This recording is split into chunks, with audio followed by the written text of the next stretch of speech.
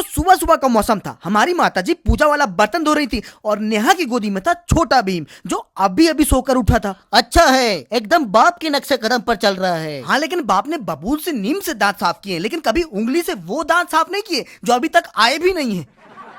पता नहीं, सुबह सुबह बादल कम है, पानी गिर रहा है। जी, तो सुबह सुबह बारिश होने लगी थी, जबकि आसमान में बादल उतने थे नहीं। तो मैंने सोचा जब बारिश पूरी नहीं हो रही है तो मैं पूरा नहाऊं क्यों। हाथ पांव धो लेते हैं। वैसे वो कहने वाली बात थी, क्योंकि मैंने नहाया धोया, फिर अलमारी से दूसरे कपड़े निकाले, दूसरा पैंट निकाला, दूसरी टी शर्ट निकाली और दोनों पहन के एक दूसरा आदमी ही बन गया। फिर जब कमरे से आंगन की तरफ निकला तो देखा कि छोटे भीम को उसकी दादी बर्तन की तरफ मांज रही है।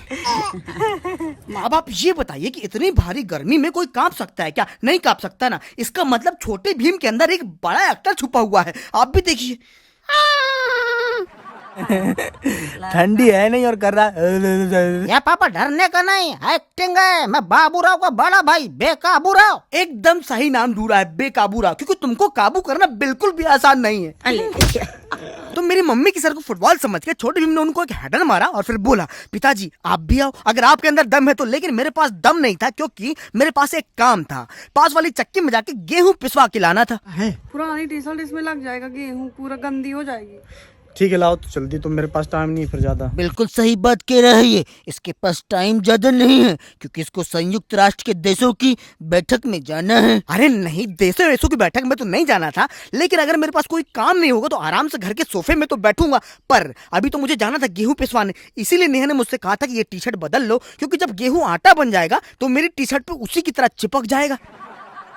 ओए तो अब निकल जल्दी, किसका इंतजार कर रहा है? देखिए, अगर मैं बैंक में पैसा जमा कराने जाऊं लेकिन पैसा लेके न जाऊं तो क्या होगा? पेट्रोल पंप में गाड़ी में पेट्रोल डालने जाऊं लेकिन गाड़ी लेके न जाऊं तो क्या होगा? उसी तरह अगर मैं आटा चक्की में गेहूं पिसवाने जाऊं लेकिन गेहूं लेके न जाऊं तो क्या होगा? नहीं पिसेगा ना गेहूं। इसलिए सबसे पहले मैं गेहूं चेक करने के लिए बोरी के पास गया, लेकिन जब मैंने चेक किया तो पता चला कि बोरी में गेहूं बोरी की औकात से ज्यादा है। ज्यादा हो गया है गेहूं, तो थोड़ा कम कर दी, फिर लेके जाती है। विमल वाले टॉफी भी बनाने लगे क्या?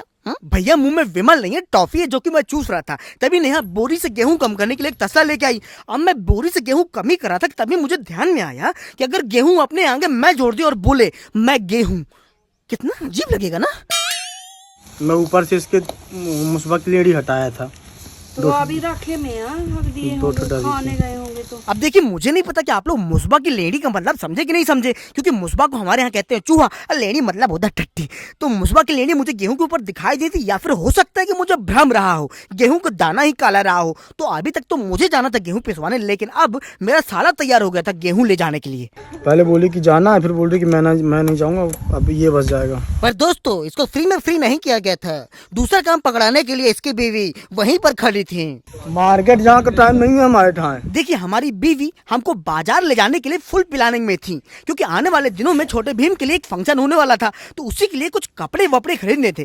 फिलहाल जो छोटा भीम अपनी दादी की गोदी में लेटा है, इस बात से बेफिक्र था कि उसके साथ क्या होने वाला है। इसलिए जैसे ही मेरी मम्मी का हाथ उसकी तरफ बढ़ा, उसने सोचा कि कुछ खाने के लिए मिलने वाला है। पर मम्मी उसकी आंखों में काजल लगाने वाली थी, और काजल लगाने के बाद हमारा ला लिया कैसे कालिया बन गया। क्या से क्या हो गया। छोटी भीम को लेके घूम रहा था, तो बाहर से रोड से किन्नर लोग निकले ऑटो में। तो उन्होंने देखा, तो क्या है, जिसके यहाँ भी होता है, बच्चा होता है, तो वो लोग आते हैं, वो भी जो डांस वांस करते हैं, फिर अपना जो भी उनका बनता लेते हैं।